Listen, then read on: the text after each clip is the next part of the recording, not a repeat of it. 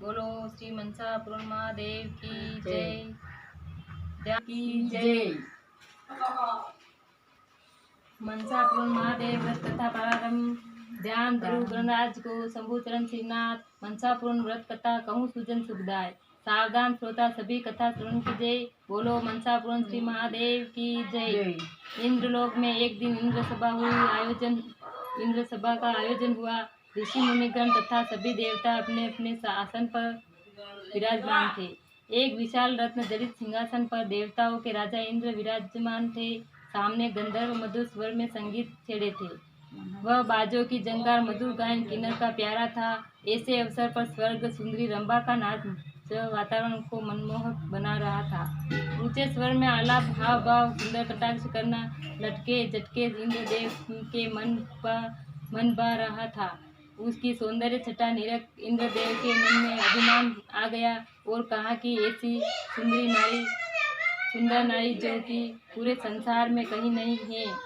14 भुवन, 9 खंड तथा तीनों लोकों में रंभा के समान सुंदरी नारी ने जन्म लिया है। जो ही इंद्रदेव को गमन हुआ वहां पर नारद जी प्रकट हुए तथा कहा कि हे इंद्र, आज आपने इतना गमन क्यों किया है। नारद जी बोले, हे इंद्रदेव, परम पिता ब्रह्मा की रचना शक्ति को इतनी छोटी मत समझो। ब्रह्मांड बहुत लंबा चौड़ा है। आपने बिना विचारे अनजाने में गलत बात कर दी है। इंद्र ने कहा, हे नारद जी, ऐसी सुंदर नारी कहाँ है, उसका नाम क्या है और किसकी औरत है, इसका सारा पता मुझे यहाँ बताओ। नारद जी ने कहा, हे इंद्र, मृत्युलोक में गौतम ऋषि की पत्नी अहिल्या है, जिसकी सुंदरता की तुलना में रंभा तो कुछ भी नहीं है। अब इंद्र ने विचार किया कि उस नारी को मैं किस प्रकार मन में प्राप्त करूं, क्या उपाय करूं तथा साथ में किसे ले जाऊं। फिर इंद्र को चंद्रदेव का ख्याल आया। इंद्र व चंद्र ने एकांत स्थान में जाकर पूरी योजना बना ली। तब इंद्र व चंद्र आधी रात के समय गौतम ऋषि के घर पहुँचे। वहाँ पर इंद्र ने कहा कि हे चंद्र, गौतम ऋषि की आदत है कि कुक्कुट बोले तब स्नान करे, अतः तुम कुक्कुट का रूप धारण कर भाषण करो। चंद्रमा कुक्कुट का रूप धारण कर कपटी आवाज में बोला। हमेशा की भांति ऋषि गौतम स्नान करने गंगा को चले गए। इंद्र ने गौतम का रूप बना लिया तथा चंद्रमा मानव रूप बना करके दरवाजे के पास रखवाले के रूप में खड़े हो गए। गौतम रूपी छली इंद्र कुटी में अहिल्या के पास जाकर बोला, हे प्यारी निंद्रा छोड़ो, मैं कामदेव का मारा हुआ हूँ, मेरी इच्छा पूरी कर दो, मैं तुम्हारा ही पति हूँ। बोली अहिल्या इंद्र के छल को न समझ सकी। बोली, कुक्कुट बोल गया है, अब आपके स्नान करने का समय हो गया है। ऐसा कभी नहीं हुआ, पर आज वे समय कामातुर हो, ब्रह्मा तेज में क्यों कमी हुई। इंद्र ने कहा, जो कुछ भी हो तुम मुझसे बस मत करो, यही तुम्हारा पतिव्रत धर्म है। पति की आज्ञा करने वाली नारी नरकगामी होती है। पति की आज्ञा करने वाली नारी नरकगामी होती है। बेचारी चुप हो गई। इंद्र ने अपना मुंह काला किया, घोर पाप किया। बाद में गौतम का रूप छोड़ वापस इंद्र अपने वास्तविक रूप में आए। अहिल्या ने कहा, रे नीच, बोल तू कौन है और तेरा क्या नाम है। तब इंद्र ने हाथ जोड़कर कहा, मैं इंद्र, मुझसे अपराध हो गया, माफ करना। जो होना था सो तो हो ही गया, अब अनहोनी होवे नहीं। उधर उसी समय ऋषि गौतम स्नान करने के लिए गंगा में उतरे। उसी समय गंगा बोली, रे नीच, कौन है जो मुझे आधी रात को जगाता है। गौतम ऋषि ने कहा, हे माँ, मैं गौतम तुम्हारा पुत्र हूँ। हे माता, आज ऐसा क्या हो गया है जो आपने मुझे टोका है। गंगा ने कहा, हे पुत्र, तेरे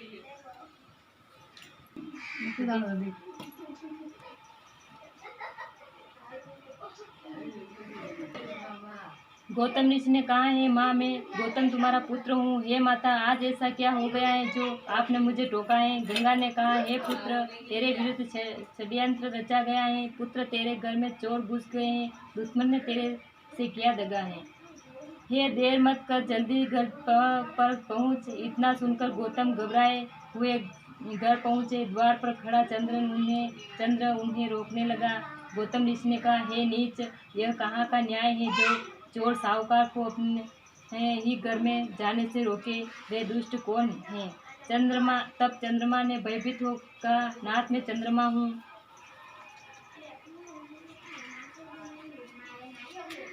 गौतम ऋषि ने कहा, यदि मैंने सच्चे मन से ईश्वर की भक्ति की हो तो जा दुष्ट तू कलाहीन हो जा। बाद में जब ऋषि घर गए तो डर के मारे इंद्र किवाड़ के पीछे छिप गया। इंद्र पर दृष्टि पड़ते ही श्राप देते हुए गौतम जी झुंझला कर बोले, दुष्ट तुमने एक बग के कारण एक घोर व्यभिचार किया है। तेरे बदन पर 1000 बग निर्मित हो तथा भयंकर कोढ़ से ग्रसित हो। तेरे शरीर से रक्त पीप निकलते रहे तथा संपूर्ण असाध्य रोगों का रोगी हो जा। जैसा तूने नीच कार्य किया है वैसा ही फल का भोगी हो। गौतम ने अहिल्या से कहा, अरे पापीन पतिव्रता बनकर छिप कर पाप कमाती हैं, जा पत्थर हो जा, तेरे फल हैं। जब गौतम घर से बाहर निकले, पोरी में पुत्री अंजनी सो रही थी। गौतम ने अंजनी से कहा, जा तेरे भी कुंवारी के पुत्र हो, तुम जानकर भी अनजान बनकर सोती रही। अंजनी ने कहा, हे पिता, मैं गहरी निंद्रा में सोई हुई थी, मुझे क्या मालूम कि ऐसी घटना घटित होगी। हे पिता, मेरे श्राप का निवारण कीजिएगा। गौतम जी बोले, हे पुत्री, जो श्राप दिया वो तो कभी झूठा नहीं होगा। पुत्र तो होगा पर कान की तरफ से होगा, जिसका तुझे कोई कलंक नहीं लगेगा। थोड़ी देर बाद चंद्रमा हाथ जोड़कर गौतम के चरणों में आ गिरा। चालू करो। थोड़ी देर बाद चंद्रमा हाथ जोड़कर गौतम जी के चरणों में आ गिरा। चंद्रमा ने कहा, हे ऋषिराज, मैं पराधीन होकर इंद्र के कहने पर यहाँ आया, मुझ पापी पर दया कर क्षमा करें। गौतम जी ने कहा, पूर्णिमा कला पूर्ण होगी, बाद दिन तक दिन प्रतिदिन बढ़ता जाएगा। हाथ जोड़कर अहिल्या गौतम जी के चरणों में गिरी और रोते कलपते हो कहा, है प्राणेश्वर, मेरा दोष नहीं है, अब मेरा श्राप कब मिटेगा, कृपा कर बताइए। इस पर ऋषि जी ने कहा, त्रेता युग में भगवान श्री राम के चरण तुम से स्पर्श करेंगे, उस दिन तुम्हारा श्राप मिट जाएगा। फिर हाथ जोड़कर देवराज ने विनती सुनाई, हे कृपा निदान, मैं आपके इन चरणों का अपराधी हूँ, जिसकी सख्त सजा मुझे मिली है। ऋषिराज, दया करके यह बताइए कि मेरे श्राप कैसे मिटेंगे। ऋषि जी ने कहा, जब त्रेता युग में श्री राम जी का अवतार होगा, उस समय दर्शन करने के लिए तुम्हारे 1000 गांव नेत्र का कार्य रूप करेंगे, अर्थात हजारों आंखों से श्री राम के दर्शन करोगे। तब अहिल्या चिल्ला हो गई तथा अंजनी वन में तप करने चली गई। ऋषि गौतम गंगा तट पर आ बसे। इंद्र वापस इंद्रलोक पहुँचे। तब जगह जगह से फूट फूट कर बग के समान 1000 गांव हो गए। हर समय गांवों से रक्त व पीप बहता रहता तथा नित नई पीड़ा पैदा होती। चिप चिप सारा शरीर करने लगा तथा गांवों पर हजारों मक्खियाँ बिनाने लगी। पल प्रतिपल इंद्र छिप छिप कर सिसक कर रोता था। पीड़ा का कोई अंत नहीं था। अब मौत आए ऐसा प्रतीत होने लगा था। तब इंद्र ने हाथ जोड़ ब्रह्मा जी से विनती की, हे ब्रह्मादेव, मैं मरा जा रहा हूँ, हर पल मुझ पर मौत सवार दिखती है। सुख तो सपन में भी नहीं रहे, दिन रात दुखों ने आ घेरा है। अब दया निदान आपका दास समझ करके मुझे जीवन दान दो प्रभु। ऐसा कोई उपाय बताइए प्रभु, जिससे जीवन की आशा है। कुछ देर विचार कर ब्रह्मा जी ने इंद्र को ढांढस बंधा कहा, यो तो व्रत यज्ञ तथा तपस्याएं बहुत ही मगर बहुत ही कठिन है। अगर तुमसे थोड़े नियम पालन करने की शक्ति हो तो नियम समझाओ। इंद्र ने कहा, क्या विधि विधान है तथा कौन सा व्रत है, मुझे संपूर्ण बताने की कृपा करें। मैं आपकी आज्ञा अनुसार सभी स्वयं नियमों का पालन करूंगा। ब्रह्मा जी ने कहा, मनसापूर्ण व्रत भगवान शंकर का है, जिसका चित्त लगाकर विधान सुन लीजिए। सावन महीने की शुक्ल चौथ आवे तब से यह व्रत प्रारंभ करना चाहिए। कंवारी कन्या से 3.5 पूर्ण कपास का धागा कटवावे, उस धागे के 4 तार कर उनमें 4 गांठें लगवावे और उसे पीली गेरू से रंगे। फिर ओम नमः शिवाय जपते जपते पूजन सामग्री लेकर शिव मंदिर चले जाएं। धागे की तथा शंकर की 16 विधि विधान से पूजन करें। फिर कथा स्मरण कर ओम नमः शिवाय को जपते जपते घर को आए। उस दिन एक बार भोजन कर व्रत रखे। प्रत्येक सोमवार को व्रत कथा करते करते कार्तिक शुक्ला चौथ को विधि विधान से पूजन कर उद्यमना करें। उस दिन केवल गेहूं का आटा, सवा से व्रत तथा सवा से गुड़ तीनों चीजें अपने गांव के तौल मुजब लेकर चूरमा बनावे। राजा भी हो तो इस तौल से अधिक नहीं करे, वह निर्धन हो तो भी कभी कम नहीं करे। महादेव जी के भोग लगाकर बराबर बराबर 4 भाग कर लेवे। प्रथम भाग शिव जी के निमित्त किसी नाथ को दे दे, दूसरा भाग किसी ब्राह्मण को दे दे, तीसरा भाग गौ को खिला दे, चौथा प्रसाद के तौर पर आप स्वयं ग्रहण करें। अगर शेष बचे तो बिना किसी राजा रंग के या छोटे बड़े का भेदभाव किए सबको बराबर बांट देवे। प्रसाद रात्रि रखने का डोरा जो बनाया जाता है नियम पूर्वक करिए। ये सुराज कुछ नियम और भी हैं, सो सुनिए। व्रत के दिन व रात को ब्रह्मचार्य का धारण करे। चित्त को स्थिर रखकर पूरे दिन शिव का सुमिरन करे। अगर पूजन में दीपक नहीं हो तो लुक्का भोजन भी करे। चुप नहीं, अगर किसी दिन शिव का पूजन करना नहीं बन पड़े तो नीचे जमीन पर ही सोइएगा। अगर कथा श्रवण करना न मिले तो उसी दिन उपवास करिएगा। हो सके तो कहाँ किसी व्रती से सुननी चाहिए। अगर व्रती नहीं मिले तो किसी भी भूखे से जिसने कि स्नान किया हो उससे ही कथा सुन लीजिए। महादेव यह कथा आप कर सकते हो तो किसी भूखे को सुना लीजिए। भूखा उकारा बढ़ता है रहे। अगर कोई भूखा भी नहीं मिले तो शुद्ध जल का लोटा भर लीजिए, उसे ही पूरी कथा सुनकर भोजन कर लीजिए। अगर किसी दिन आप कथा नहीं कर सके, कोई सुनाने वाला नहीं मिला तो उस दिन भोजन नहीं करना चाहिए, उपवास रखना चाहिए। दूसरे दिन शिव का पूजन कर कथा करके भोजन करना चाहिए। इस प्रकार विधि विधान से जो कोई स्त्री पुरुष व्रत करेंगे व्रत का पूरा फल प्राप्त करेंगे। नया नियम खंडित करने वाला कठोर दुख पाएगा। सतयुग में इस व्रत को करने से 1 साल में फल मिल जाता है, त्रेता युग में 2 साल में फल मिलेगा, द्वापर युग में 3 वर्ष तथा कलयुग में 4 साल व्रत करने वाले को संपूर्ण फल मिलता है। 1 वर्ष में 4 महीने भी इस व्रत के माने जाते हैं। यदि इंद्र तुम इस व्रत को करो तो तुम्हारे सारे दुख मिट जाएंगे, पर घाव व निशान नहीं मिटेंगे। जब त्रेता युग में भगवान श्री राम का अवतार होगा, उनके दर्शन के समय तुम्हारे घाव नेत्रों में परिवर्तित होंगे। उन सभी नेत्रों में से आप श्री राम के दर्शन करोगे। नर नारी छोटे बड़े तथा उत्तम सभी शुद्ध मन से मनसापूर्ण शंभु का व्रत करेंगे। इनमें सभी इच्छित फल की प्राप्ति होगी। इंद्रदेव ने विधि विधान पूर्वक व्रत किया, जिससे समस्त दुख समाप्त होकर सुखी हुए। सभी मिलकर बोलो मनसापूर्ण महादेव की जय। इति श्री मनसापूर्ण महादेव व्रत कथायाम इंद्रेच्छा पूर्तिनाम प्रथमो निबंध। इंद्रदेव ने व्रत किया। कार्तिक शुक्ला चौथ का चूरमा उद्यापन का किया। 1 भाग गाय को दिया, 1 भाग बालकों को खाने, 1 भाग स्वयं के प्रसाद के रूप में स्वयं के लिए रखा, 1 भाग शंकर को अर्पण किया। 1 लड्डू प्रसाद को जो कि शिव जी को अर्पण किया था, शिव लोक में पहुंचा वो अनोखा लड्डू जो शंकर जी का प्यारा प्रसाद था, उसे देखकर खाने को कार्तिक तथा गणेश झगड़ा हो गया। कार्तिक स्वामी बोले, माता ये लड्डू मुझको दीजिएगा। गणेश बोले, बस माता जी अब मुझे गोद में मत लीजिएगा, आप जब मुझे लड्डू दो उसके बाद गोद में बैठूंगा। गिज्जा बोली, दोनों भाई मेरा कहना मानो, परस्पर प्रसाद के लिए झगड़ा करना अच्छी बात नहीं है। अगर कार्तिक को लड्डू देती हूँ तो गणेश को दे नहीं दे भी दे, अगर गणपति को लड्डू दूँ तो कार्तिक को दे नहीं भी दे। जो पृथ्वी की परिक्रमा पहले करके आएगा वो ही लड्डू का अधिकार होगा। मोर पर चढ़कर कार्तिक स्वामी पृथ्वी की परिक्रमा के लिए निकल पड़े।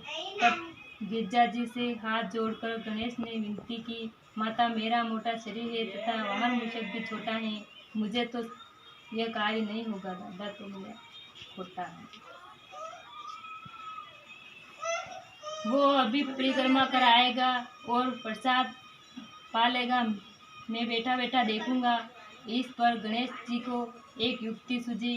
उन्होंने कैलाश की परिक्रमा का शीघ्र लड्डू मांग लिया। गणेश को जब शिव पार्वती ने पूछा, लाला तुमने कैलाश की परिक्रमा ही क्यों की, तो गणपति जी बोले, एक बार जो भी कैलाश की परिक्रमा करे तो वह पृथ्वी तथा करोड़ों ब्रह्मांड की परिक्रमा के समान है। शिव पार्वती प्रसन्न हो गए, गणेश को लड्डू खाने को दे दिया। कार्तिक स्वामी परिक्रमा कर आए, उस समय गणेश को लड्डू खाते पाया। बोले, कार्तिक जी माता से क्यों भेद में ये माता आपने किया है। पार्वती ने कहा, कैलाश की प्रदक्षिणा करने की युक्ति से गणेश ने लड्डू पाया है। गणेश ने लड्डू खाया है तो वो भी तो तुम्हारा छोटा भाई है। कार्तिक स्वामी ने कहा, माता ऐसा था तो मुझे सरल उपाय क्यों नहीं बतलाया। आखिर लड्डू को गणेश को ही देना तेरे मन में भाया।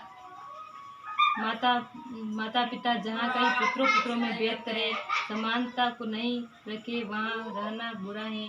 मैं अब यहाँ नहीं रहूँगा। बेटा कार्तिक मत जाओ, गिरजा मैया ने काफी समझाया है। देखो नन्हा सा गणेश तेरा ही छोटा भैया है, वो खावे या तू खावे, इसमें किसी प्रकार अनर्थ नहीं है। कार्तिक स्वामी ने कहा, माता जिस जगह अपमान हो जाए वहाँ पर रहने में क्या रखा है। कार्तिक नाराज होकर तपोवन की ओर चले गए। रास्ते में एक विप्र का लड़का मिला। उसने हाथ जोड़कर पूछा, कार्तिक महाराज आज इधर को किधर जाते हो। कार्तिक स्वामी ने कहा, हे बालक, हम तपोवन की ओर ईश्वर का ध्यान लगाने जा रहे हैं। बालक ने कहा, स्वामी जी मैं अभी आपके साथ चलना चाहता हूँ, श्रद्धापूर्वक आपकी सेवा करूँगा। कार्तिक स्वामी ने कहा, हे पुत्र, वहाँ का दुख बहुत कठिन है, तुझे संग नहीं ले जाऊंगा। बालक ने कहा, मैं सभी दुखों को सहन कर लूँगा, फिर भी आपके साथ चलूँगा। कार्तिक स्वामी ने कहा, अच्छा तो चलो। कार्तिक स्वामी तपोवन में ध्यान लगा, आसन मार कर बैठे। विप्र ब्राह्मण का बालक सेवा में लग गया। एक बार कैलाश से शिव एवं पार्वती भ्रमण करने निकले। सिंह पर देवी पार्वती विराजमान थी तथा नंदी पर शिव भोले सवार थे। घूमते घूमते दोपहर हुई, एक बाघ नजर आए। पार्वती बोली, स्वामी थोड़ी देर बाग में विश्राम लेने चलिए। स्वामी यह रमणीक बाग इंद्र का है, जो कि मन भावन है। अपने इष्ट की पूजन के लिए इंद्र पत्र फल फूल पुष्प यहीं से ले जाते हैं। तब शिव पार्वती दोनों ने बाग में आकर विश्राम किया। शीतल छाया में बैठ ठंडा पानी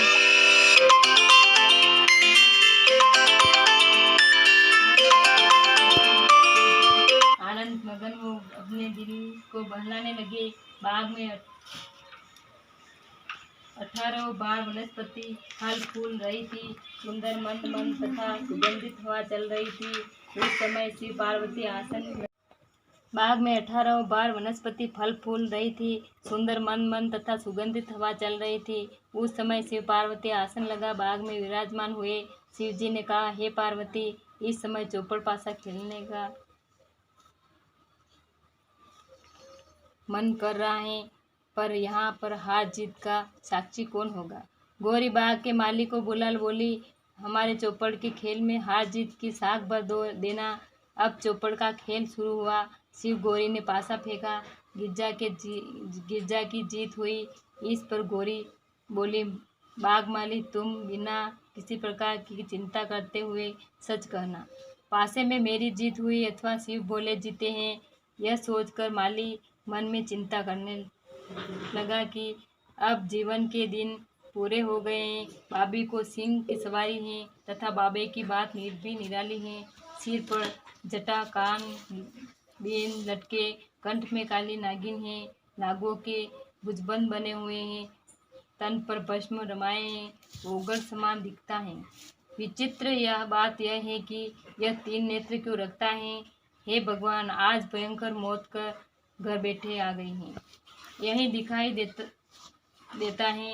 यदि जोगिन को जीती कहूँ तो जोगी श्राप देवे या बिच्छुन से डगवावे या सांपों से डसवावे। मरना तो दोनों ओर तरफा है, सिंह से मरूँ या सांपों से, पर इसमें जोगी का डर ज़्यादा है।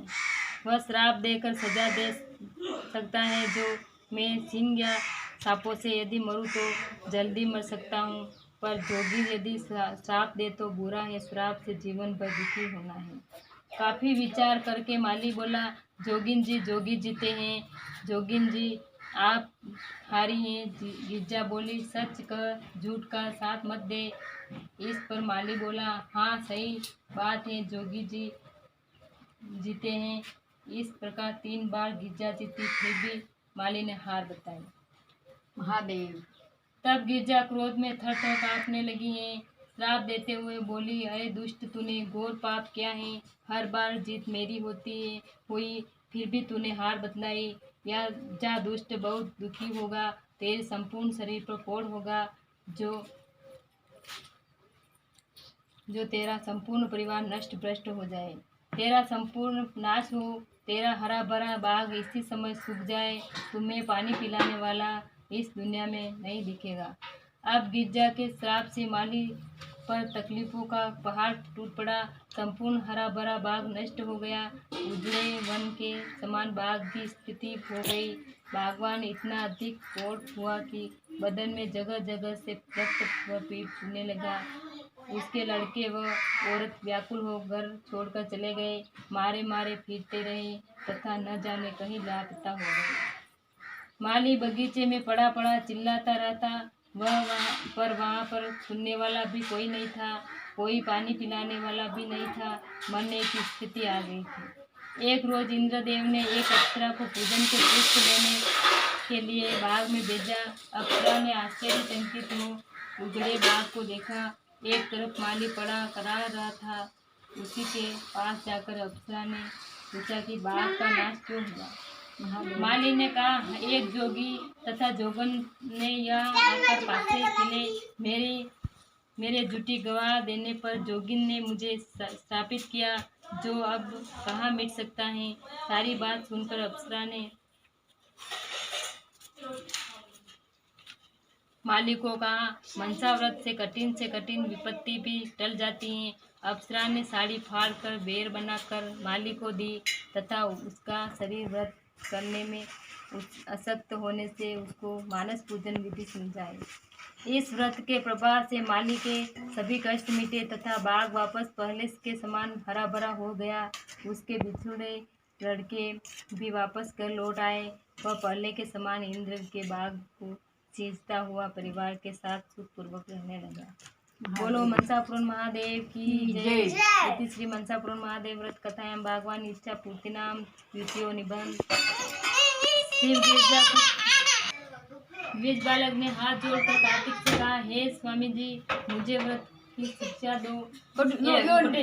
गिरजा कुछ समय पश्चात एक बार और घूमने निकले। फिरते फिरते वापस जहाँ एक पर इंद्र का बाग था वहीं पहुँचे। वापस हरा भरा बाग देख गिरजा का आश्चर्यचकित हो बोली, मेरे द्वार साफ देने के बाद भी बाग हरा भरा है। जैसे आग के बीच बाग लगे तो मेरा श्राप कहाँ रहा। अब माली से गिरजा ने पूछा कि तुझे मेरा श्राप नहीं लगा। पहले वाले जोगी तथा जोगन देकर माली भागने लगा तथा भागता हुआ बोला, अब मैं तेरे पास नहीं आऊँगा, तेरा कोई विश्वास नहीं। अगर मैं तेरे पास आया तो फिर से दुख उठाऊंगा। आश्वासन देते गिरजा बोली कि मुझे तो केवल यह पता दे कि तेरा दुख कैसे मिटा। माली ने कहा, मनसापुर महादेव व्रत की कृपा से मेरे समस्त दुखों का नाश हुआ है। इस पर गिरजा ने शंकर से कहा कि स्वामी मनसापुर संभूत भी कोई देव है। शिव बोले, मनसापुर महादेव में मुझसे ज़्यादा शक्ति है। ब्रह्मा विष्णु तथा स्वयं में हमेशा उनकी भक्ति करते रहते हैं। गिरजा बोली, मनसापुर शिव का व्रत मुझे भी दीजिएगा, जिसके प्रभाव से मेरा प्रिय पुत्र कार्तिक मुझे मिल जाए।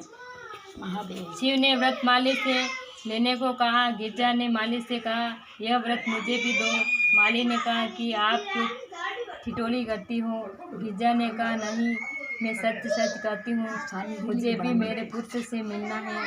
तब माली ने गिरजा को पूरा व्रत का विधान बतलाया। शिव व गौरी कैलाश गए। तब गिरजा ने विधि विधान से व्रत किया। उद्यापन कर लड्डू को शिव की जलधार पर रखा। तथा हाथ जोड़कर तब गिरजा ने शिव का ध्यान किया तथा प्रार्थना की कि हे प्रभु कृपा निधान, मुझे मेरे पुत्र से मिलाओ। गौरी जिस समय ध्यान में बैठी थी उसी समय शिव ने तपोवन में शिवगण भेजे। कार्तिक भी उस समय ध्यान में बैठे थे कि शिवगणों ने ध्यान मग्न में उठाकर कैलाश पर ले आए। जब कार्तिक का ध्यान टूटा, सचेत वो सोचा कि मुझे यहाँ कौन उठा लाया और लाने वाले किधर चले गए। अपना कैलाश देख कार्तिक आश्चर्य से एकदम खड़े हो गए। माता के दर्शन की लालसा में मंदिर में जो ही कदम रखा उसी समय गौरी का ध्यान टूटा। वह सामने कार्तिक को देख मुस्कुराए। तब कार्तिक जी फिर से दुखी हो बोले, हे माता सुन, जब मैं गया उस समय भी लड्डू था और आज भी लड्डू में आया वैसा ही लड्डू दिखलाई दे रहा है। क्या हर समय आप लड्डू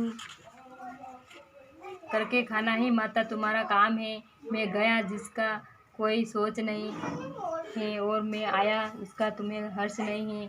मेरे बिन बुलाए आए देखकर माता तुम हंसी क्रोध करके कार्तिक वापस आने जाने लगे कि अब यहाँ और नहीं रहना। हे पुत्र कार्तिक तुम मत जाओ, मैं तुम्हें नहीं मनसा पूर्ण महादेव के व्रत के अद्भुत चमत्कार को देखकर हंसी हूँ। हे पुत्र तेरे से मिलने के लिए ही मैंने यह कठिन व्रत किया है। व्रत के अद्भुत चमत्कार पर कार्तिक आश्चर्यचकित हुए। सभी एक साथ बोलो मनसा पूर्ण महादेव शंभु की जय। इति श्री मनसा पूर्ण महादेव कथाया पार्वतीच्छा पुतिनाम तृतीय निबंध। कार्तिक स्वामी ने माता से हाथ जोड़ कहा, मेरे साथ एक विप्र का बालक था, बेचारा मेरे यहाँ आने से वह वन में मारा मारा फिरता होगा। वह बालक मुझसे वापस मिल जाए ऐसी मेरी इच्छा है। अतः माता जी मुझे भी इस व्रत की शिक्षा दे दीजिए। माता ने कार्तिक को व्रत की संपूर्ण विधि को समझाया। कार्तिक ने व्रत पूर्ण किया। उद्यापन के दिन लड्डू को शिव की जलधारी पर रख शिव का ध्यान किया। शिवगण द्विज के बालक को भी कार्तिक के सम्मुख उठा लाए। कार्तिक ने जब बालक को देखा तो हंसे। इस पर द्विज बालक नाराज हो बोला, महाराज आपने मुझे वन में अकेला छोड़कर मेरे साथ विश्वासघात किया है, जबकि जब मैं यहाँ पहुँचा तो आप मुझ पर हंसे। वास्तव में यह बात सत्य है कि जहाँ पर अपमान होता हो वहाँ पर एक पल भी नहीं रहना चाहिए। कार्तिक ने कहा, व्रत के प्रभाव को देखकर मैं हंसा था। व्रत का चमत्कार सुन बालक चिंतित हुआ। सभी श्रोता एक साथ बोलो मनसा पूर्ण महादेव की जय। इति श्री मनसा पूर्ण महादेव व्रत कथायाम श्री कार्तिक पुतिनाम चतुर्थो निबंध। द्विज बालक ने हाथ जोड़कर कार्तिक से कहा, हे स्वामी जी मुझे व्रत की शिक्षा विधि विधान सहित बताइए। कार्तिक ने कहा, हे पुत्र तुम यह व्रत क्यों करना चाहता हो है? तेरे मन में क्या इच्छा है? बालक ने कहा, मेरा मन काशी नरक के पुरोहित की लड़की से शादी करने का है। कार्तिक ने बालक को व्रत दिया। बालक ने पूरा किया।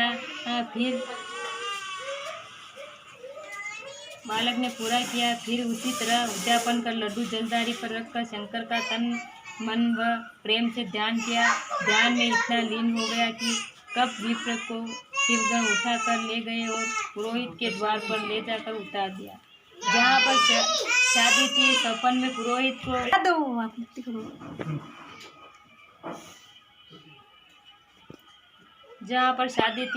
में पुरोहित को शंकर दर्शन ने देकर कहा, तुम्हारे द्वार पर एक द्विज बालक बैठा है। अगर सुखपूर्वक रहना चाहते हो तो तुम्हारी लड़की की शादी उससे कर दो, नहीं तो बर्बाद कर दूंगा।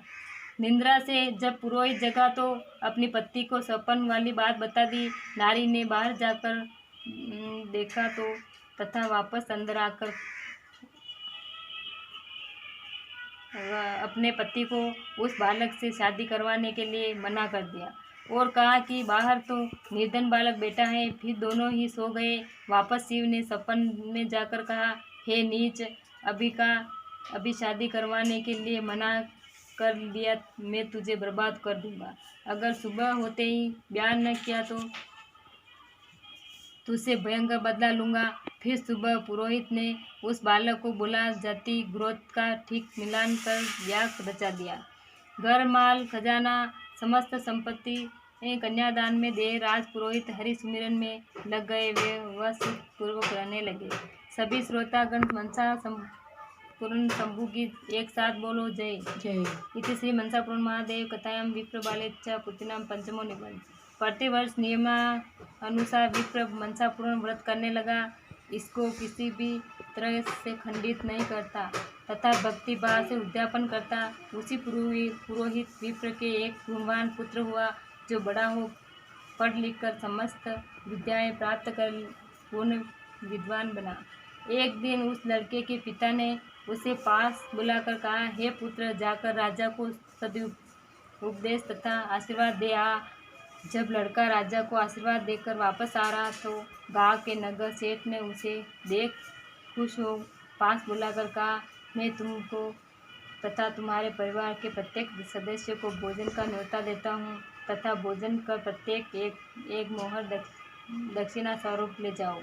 घर जाकर पुत्र ने संपूर्ण वार्ता पिताजी को बताई तो पिता ने इनकार कर कहा कि आज हमारे शिवजी के मनसा पूर्ण व्रत का उद्यापन है। हमारे परिवार में इसी व्रत से आनंद हुए हैं। इतना सुन पुत्र ने कहा, हे पिताजी, मुझे भी व्रत का विधि विधान बताइए। इस पर पिता ने कहा कि पुत्र, तेरी क्या इच्छा है जो मुझे बतला।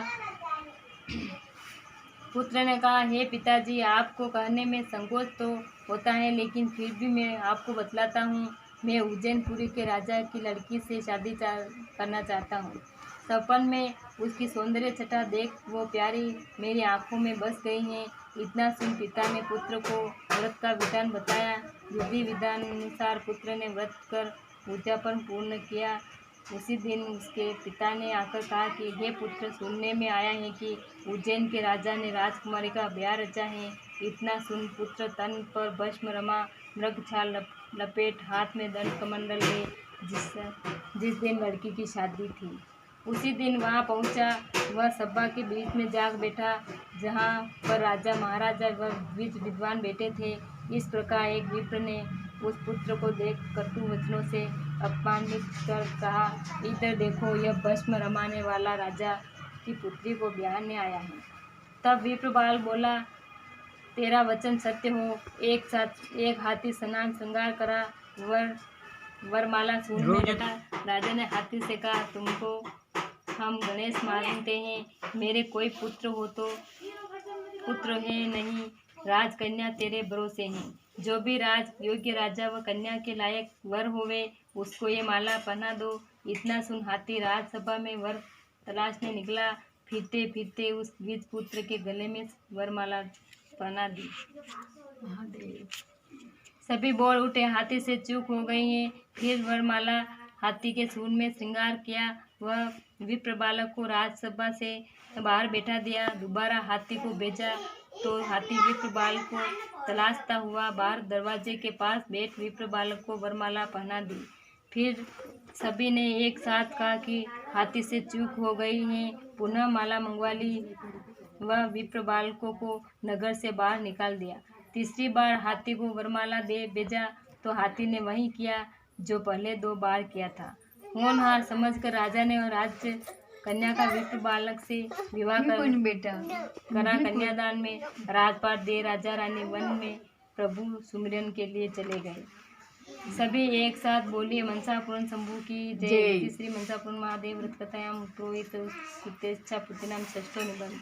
विप्र बालक आनंद पूर्वक राज सुख का भोग करने लगा तथा शिव का व्रत भी लगातार करता रहा। यही उसके जीवन का मुख्य उद्देश्य बन गया। एक दिन जब राजा के व्रत उद्यापन का दिन आया, राजा ने रानी को 4.25 सेर गेहूं का आटा, 1.25 सेर गुड़, 1.25 सेर व्रत का चूरमा बनाकर लाने के लिए कहकर शिव मंदिर को पूजन के लिए चला गया। पर रानी ने सोचा कि ये ब्राह्मण ये इतना भी नहीं जानते हैं कि गुड़ की मिठाई भी केवल 4.25 सेर मंगवा रहे हैं। इनको इतना पता नहीं कि राज खजाना भारी है, यहाँ पर किसी भी प्रकार की कमी नहीं है। फिर भी उन्होंने इतने कम नैवेद्य बनाकर मंगवाने का विचार क्यों किया है। फिर राजा के साथ भी काफ़ी लोग हैं, इतने थोड़े मोदक से क्या होगा, ऐसा विचार कर रानी ने गाड़ीवान के साथ गाड़ी भरकर चूरमा बना पहुंचाया। गाड़ी भरकर पकवान देख राजा समझ गया कि रानी ने अभिमान किया है। एक लड्डू के अंदर साबुत गेहूं निकला, जिसके बराबर बराबर 4 भाग किए। एक भाग शिव को भोग लगाया, एक भाग राजा ने खाकर पानी पी लिया। व्रत समाप्त कर राजा जब अपने महल में आया और रात्रि में जब सो रहा था तो शिव ने सपन में दर्शन दे कहा, हे राजा, सुबह होते ही रानी को देश निकाला दे दो, नहीं तो भयंकर दुख भोगोगे। सुबह होते ही राजा ने रानी से कहा, रानी, यदि शिव के दर्शन करना हो तो मेरे साथ शिव मंदिर चलो। रानी खुश होकर राजा के साथ शिव मंदिर चली। रानी मंदिर में दर्शन करने गई, उधर राजा अपने महल को चला गया। दर्शन कर जब रानी मंदिर के बाहर आई तो राजा को नहीं दिखा। देख रानी चिंतित हुई। उधर मंदिर देखा, वो भी गुम हो गया। तब रानी को ध्यान आया और वह शिव की माया समझ गई। मैंने कल अभिमान किया, उसी का फल मुझे मिला है। जंगल में आगे चली गई तो ग्वालों पर उसकी नज़र पड़ी। ग्वाले सभी पत्थर के बन जो के त्यों खड़े रह गए। आगे चली, एक गांव आया जहाँ पर एक कुम्हार से पीने का पानी मांगा, वो भी पत्थर का बन गया। रानी आगे चली, एक डोकरी चरखा चला रही थी। रानी ने उससे पानी मांगा, बुढ़िया चरखा सहित पत्थर की हो गई। धागा काटना रह गया। पश्चात तालाब में बाग में कुएं पर गई, सभी उसी वक्त सूख गए। वन में 4 चोर मिले, वो भी सख्त पत्थर के हो गए। फिर आगे चली, एक नदी निर्मल जल से बह रही थी, मिली, वो भी रानी के पास जाते ही सूख गई। नदी के कमल तथा जीव जंतु सभी मर गए। जल के बिना रानी दुखी हो गई तथा मरने का विचार करने लगी। वन में एक सिंह मिला, वह सोच रानी उसके पास गई कि यह झपट कर मुझे खा जाएगा, पर रानी की दृष्टि पड़ते ही वह पत्थर का बन खड़ा रह गया। आगे गई, एक सर्प जो सूर्य को अर्घ्य दे रहा था। रानी उसके पास गई कि मुझे काट लेगा, पर वो भी पत्थर का बन गया। रानी आगे गई तो रानी को सप्त ऋषि मिले। रानी ने जब पानी मांगा तो ऋषि ने पानी के लिए अपना पानी भर कमंडल दे दिया। तब रानी को पानी की जगह कमंडल में कीड़े भरे दिखाई दिए।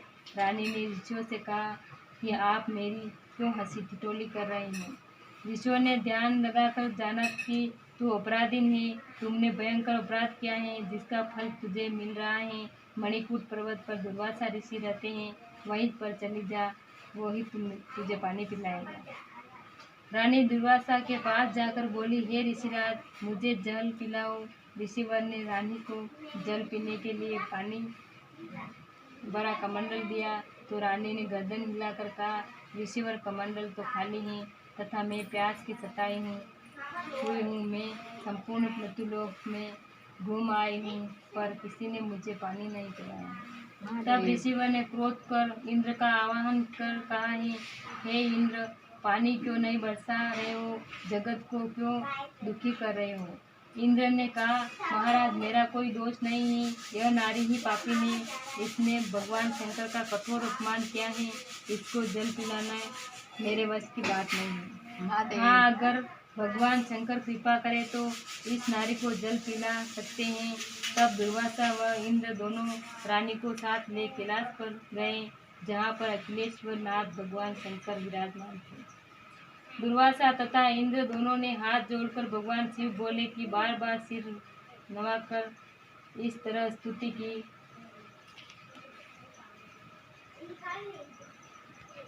जय प्रतेश्वर, जय विभतेश्वर, जय रुंडेश्वर, जय योगेश्वर, जय प्रेतेश्वर, जय शमशानेश्वर, जय सांगीतेश्वर, साजेश्वर, जय नंगेश्वर, जय नृत्येश्वर, जय चंडीश्वर, जय चंद्रेश्वर, जय अमलेश्वर, जय अमीरेश्वर, जय नागेश्वर, जय नंदीश्वर, जय गंगेश्वर, जय गिरिजेश्वर, जय शूलेश्वर, जय दंडेश्वर, जय चक्रेश्वर, जय चरमेश्वर, जय त्रिगुणेश्वर, जय त्रिनयनेश्वर, जय त्रियतापेश्वर, जय त्रिपुरेश्वर, जय कैलाशेश्वर, जय कामेश्वर, जय देवेश्वर, जय दैत्येश्वर, जय मंत्रेश्वर, जय बादेश्वर, जय वादीश्वर, जय विद्यायेश्वर, वेदेश्वर, जय आत्मेश्वर, अध्यात्मेश्वर, जय निधेश्वर, जय सिद्धेश्वर, जय सिद्धेश्वर, जय योगेश्वर, जय योगेश्वर, जय ज्ञानेश्वर, जय ज्ञानेश्वर, जय दिनेश्वर, जय दारिद्रेश्वर, जय जय धनेश धनवानेश्वर, जय भक्तेश्वर भगवानेश्वर, जय जीवेश्वर, जय शिवेश्वर, जय भुवनेश्वर, जय ब्रह्मांडेश्वर, जय एकेश्वर अनेकेश्वर, जय हरेश्वर, जय अलखेश्वर, जय आशुतोष, जय दुराराध्य, जय अस्पष्टेश्वर, जय तुष्टेश्वर, जय एकेश्वर, जय नेतेश्वर, जय उपमेश्वर अनुपमेश्वर, जय अहमेश्वर, जय सर्वेश्वर, जय सर्वेश्वर, जय ईश्वर, त्राहि प्रणतारित धर्म शरण सुखदान, नीच पद पंकज प्रेम भर दीजिए दया निदान। 74 नामी स्तोत्र यह सुनी शिव हुए प्रसन्न, शिव सन्मुख जो यह पढ़े कृपा करे विचरण। तब शिव ने ऋषि तथा इंद्र को आसन दिया तथा पूछा, हे ऋषिराज, किस कारण आना हुआ है? दुर्वासा ऋषि ने कहा, प्यासी नारी की प्यास बुझाना है। शिव ने कहा, यह नारी महा अपराधीन है, इसको साथ में यहाँ क्यों लाए? दुर्वासा ने कहा, हे प्रभु आशुतोष ओडरदानी, अब इसके समस्त कसूर माफ करो। तब प्रसन्न हो शिव बोले, मनसा पूर्ण व्रत रानी के दुख निवारेंगे। जा मनसा पूर्ण के व्रत को कर। यह कहकर व्रत का संपूर्ण विधि विधान बताया। आगे कभी ये अभिमान नहीं करना। शिव ने मुख से क्षमाया। रानी बोले, हे जगदीश्वर, मार्ग में आते समय मुझसे बड़े बड़े अपराध हुए हैं, वो कैसे मिटेंगे जो पत्थर बनकर खड़े हैं? शिव ने रानी को थोड़े चावल देकर कहा, उन पर चावल डालकर बोलना कि तू अपना कार्य कर। जैसे थे वैसे बन। हाथ जोड़ रानी वापस चली तथा दुर्वासा व इंद्र भी अपने अपने स्थानों पर पहुँचे। अब सभी श्रोतागण हाथ में चावल लो तथा जहाँ जहाँ रानी चावल डाले वहाँ वहाँ उस प्रसंग पर तुम भी चावल डालो तथा साथ में जय जय महादेव की हुंकारी भरते बोलो।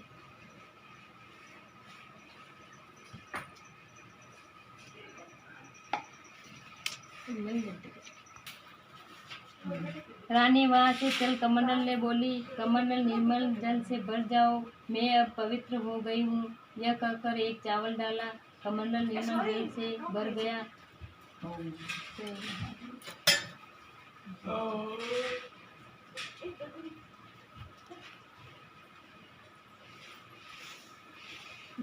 चावल जोड़ेला डाला।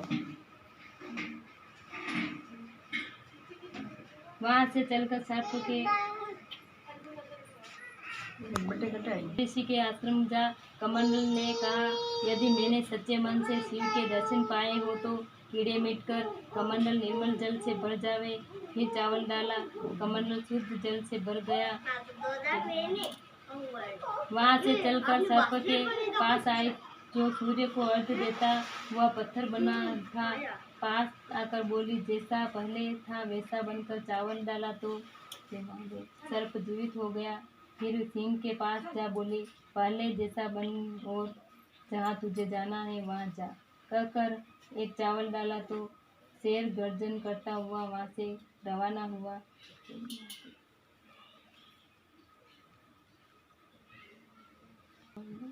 गई जहाँ पर नदी सूख गई थी। बोली, पहले के समान निर्मल जल बहने लगो। इतना कहकर एक चावल डाला, नदी में जल पूर्ववत बहने लगा। सभी जीवित हो गए। कमल खिल गए। आगे गई जहाँ पर 4 चोर खड़े थे। रानी ने कहा, पूर्ववत अपना काम करो तथा एक चावल उन पर डाला। चोर जीवित हो चले गए। रानी आगे गई जहाँ पर सूखा बाग था। एक चावल डालकर कहा, पहले के समान हरा भरा बाग हो तथा समस्त फूल फल व वनस्पति हरी भरी हो गई। फिर रानी आगे गई बावड़ी तालाब जहाँ जहाँ एक चावल डाल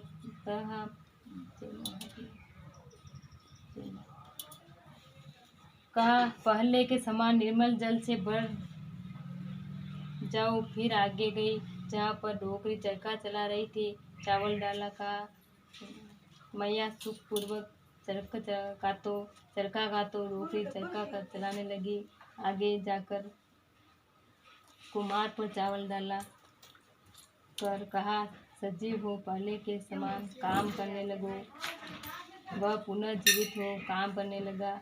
आगे जाकर ग्वालों पर चावल डाल कहा, फिर से गाय चराने लग जाओ। ग्वाले सजीव हो गए, चराने लगे। फिर रानी ने उसी शिव मंदिर जा शिव जी के दर्शन किए। रात्रि में राजा को शिव ने सपन में कहा, हे राजा, मंदिर में रानी आई है, रानी निष्पाप हो गई है, उसे लाओ तथा बधाई तथा मिठाई बांटो। राजा ने यह प्रण लिया कि रानी मुझको मिल जावे तो समस्त नगरी को भोजन दूं। रानी को बधाई कर राजा लाए तथा पूरा नगर जमाया। जो ही रानी ने भोजन का थाल राजा को परोसा, उसी समय शिव ने ब्राह्मण का वेश बना भिक्षा के समान श्रावण की शुक्ल चौथ आज यूँ सुना दिया। झट से रानी बोली राजा से कि मुझे आज मनसा व्रत है, मैं व्रत का विधान करना भूल गई, अतः व्रत का विधान करके ही प्रसाद पाना है। राजा ने आदेश दिया कि कोई भूखा हो उसे हुंकारा देने के लिए बुलवावे। घर घर जाकर पता लगवाया तो केवल एक बुढ़िया भूखी प्यासी मिली।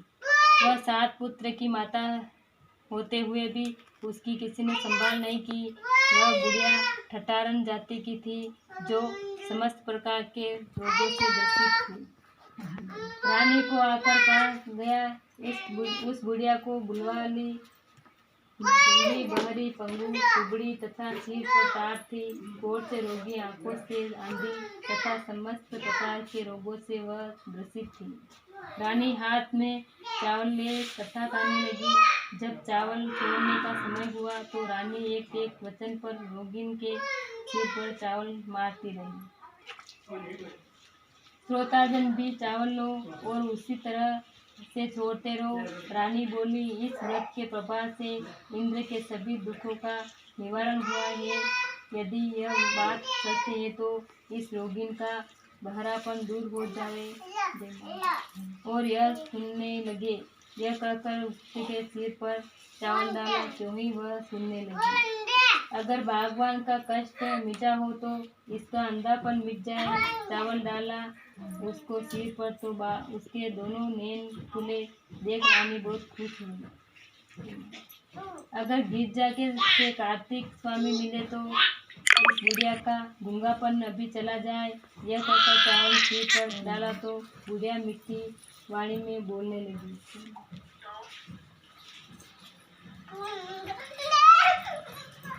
यदि कार्तिक से बालक विप्र मिले तो इसका लूलापन भी दूर हो जाए। यह कहकर चावल डाला तो बुढ़िया चलने फिरने योग्य हो गई।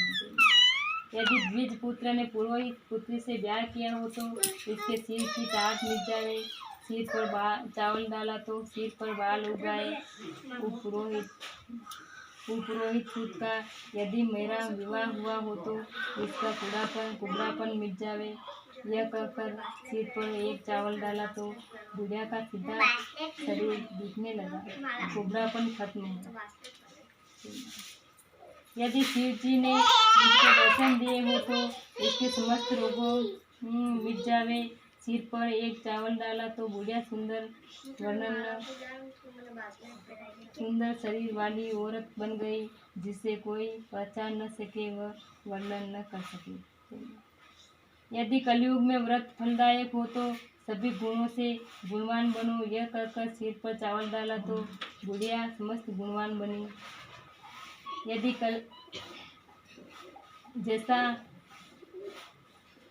जैसा कल्याण बुढ़िया का रानी का पूर्ण काम हुआ, वैसा सभी भक्तजनों का हो। इसी के साथ श्री मनसापूर्ण महादेव की जय। मनसापूर्ण शंभु की कथा हुई, जो पूर्ण श्रोता वक्ता की सभी त्यो मनसा हो पूर्ण। श्री मनसा वक्त